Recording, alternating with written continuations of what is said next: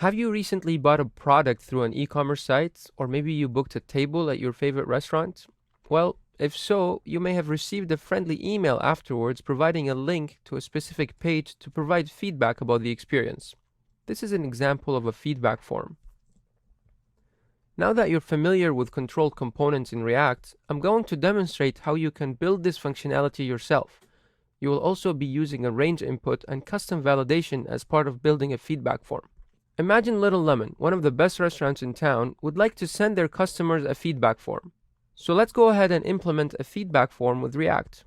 Note that in this example, the project has been created with Create React App. I have also added some initial code that is a form with just a header and a submit button. The requirements for this example are an interface that allows users to provide a score from 0 to 10, and an additional comment to tell the chef how delicious the food they enjoyed a few days ago was. The first step is to implement a control for the score. There are different ways you can do this, but I'm going to go and choose a range input for this use case, as it provides the user with a simple slider.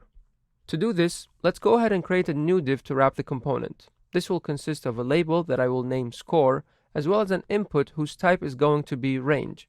Range inputs offer two props to define the range, min and max. For this example, I will set the minimum to 0 and the maximum to 10. The application is now displaying a user-friendly slider to provide the score.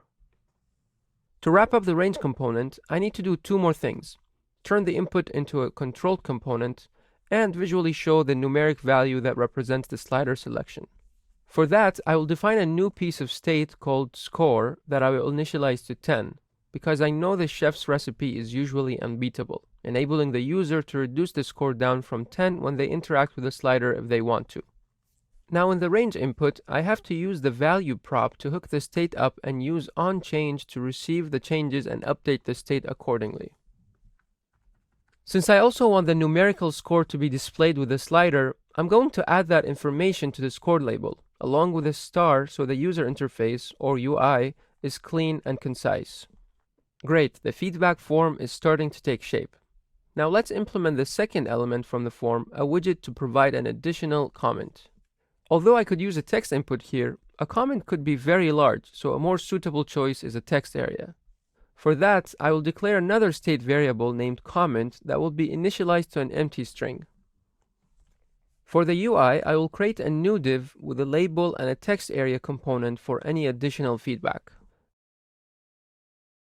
Now that is rendered well, I need to hook up the state to the value prop and update the changes via onChange. And with that, the UI for the feedback form is finished.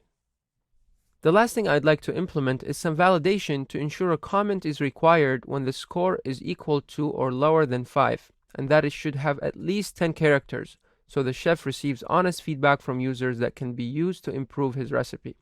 For that, I'm going to use the onSubmit callback on the form component. I will call preventDefault first to avoid the default HTML form behavior. Then I'm going to write an if statement to check if the score is equal to or less than 5 and the comment has less than 10 characters. If that's the case, I will show an alert to inform the user about the requirement and return from the function. Otherwise, the user is good to go and I will log a message to confirm the successful submission of the feedback. It's also a good practice to reset the form values after submission, so I'll set both pieces of state to their initial values. And there you go, everything is working well and the submission message is logged into the console. You have learned how to build a feedback form with React using controlled components and custom validation to make sure users have a seamless experience.